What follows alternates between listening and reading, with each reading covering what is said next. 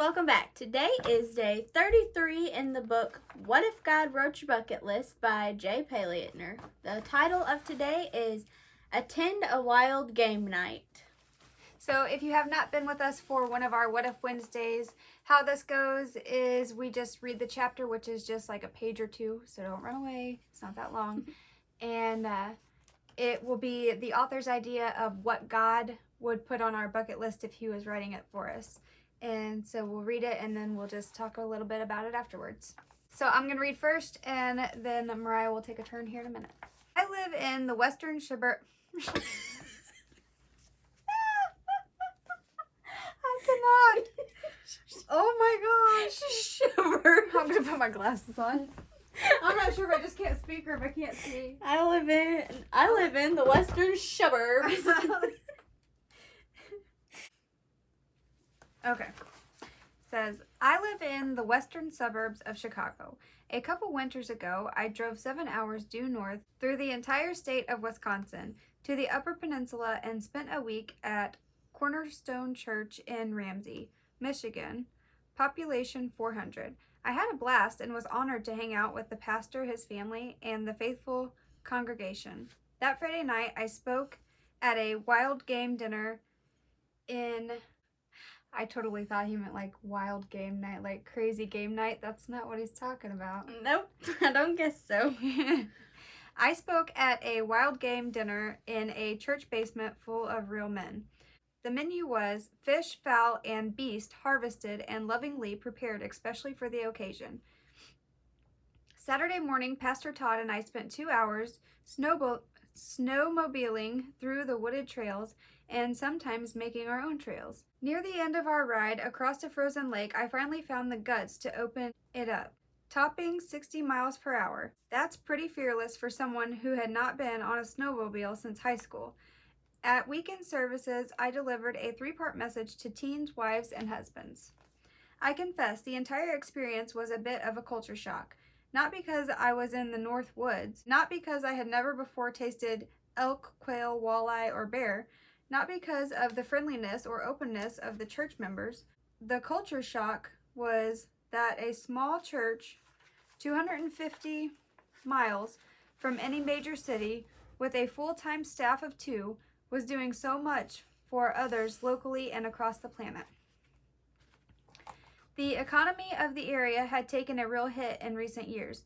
Many church members had their share of personal challenges. But when Pastor Todd announced a new project working with the Voice of the Martyrs, it was met with enthusiasm. When it was time to pray for specific requests, the needs of others were clearly a priority. When I expressed some of my own burdens, I was surrounded with heartfelt prayer.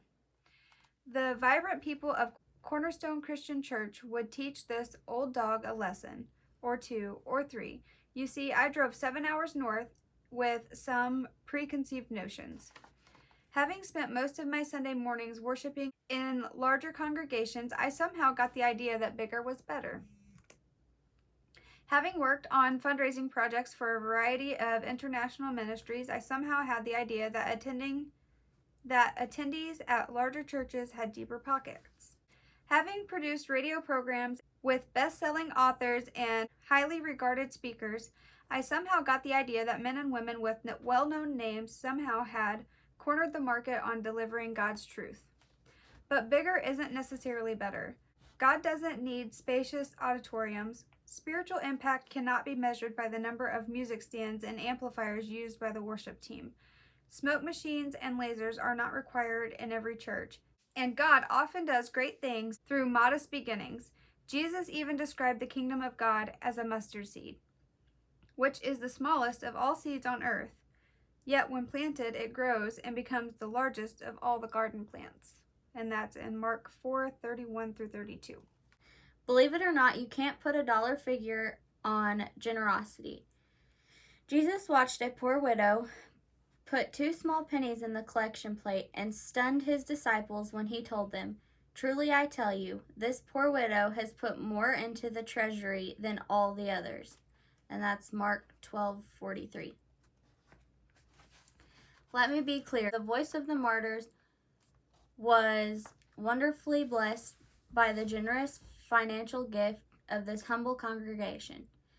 Integrity, biblical authority, generosity, and high-impact truth-telling were alive and well at Cornerstone, not just with the pastor, but also his family and everyone else I met. They were inspiring examples of how to live out Galatians 6:2. Carry each other's burdens, and in this way you will fulfill the law of Christ. So don't settle for a church that bores you and makes you boring. Don't settle for worshiping with your hands in your pockets. Don't even bother getting up Sunday morning if your church experience doesn't challenge you to be more Christ-like. The goal is to love your church. However, that doesn't mean you have to go church hopping or shopping. Maybe God planted you right where you are to be part of something bigger than you could ever imagine. The formula for doing church right can be found in Acts 2:42 through 47. They devoted themselves to the apostles' teaching and to fellowship, to the breaking of bread, to prayer. Everyone was filled with awe at the many wonders and signs performed by the apostles. All the believers were together and had everything in common. They sold property and possessions to give everyone who had need. Every day they continued to meet together in the temple courts. They broke bread in their homes and ate together with glad and sincere hearts, praising God and enjoying the favor of all the people. And the Lord added to their number daily those who were being saved. Start this very day. Break bread, pray, worship, give, praise, enjoy fellowship, reach out. Revival might be right around the corner, right there in your home church. And then at the end of each chapter, he has checking the list. And in that, he says, your bucket list should definitely include being an active member of a faith community that gives more than it receives. You can be sure you'll receive more than you can imagine. Then he has a little check mark. Then he has a little check mark that says, experience love and worship in a sacrificial faith community. So there were no wild games in this. I thought there was going to be some hardcore sorry going on. That was not what happened. Definitely not. So that's it for this week's check on the bucket list. Join us again next week for number 34, which is Harvest the Fruit. If you guys like our What If Wednesdays, then you can like and subscribe, and there will be more to come. There are 52 total in this book, and we have been through 33 now, so there are still many more on the way.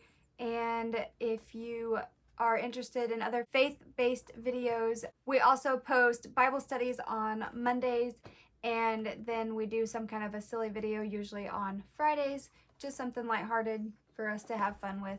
You never know what you're going to get, but it will be entertaining.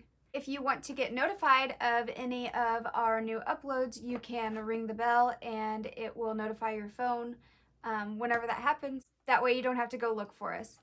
We hope you guys have a good day. We hope you have a good week. Make sure you find a church on Sunday, one that's enjoyable and one that challenges you.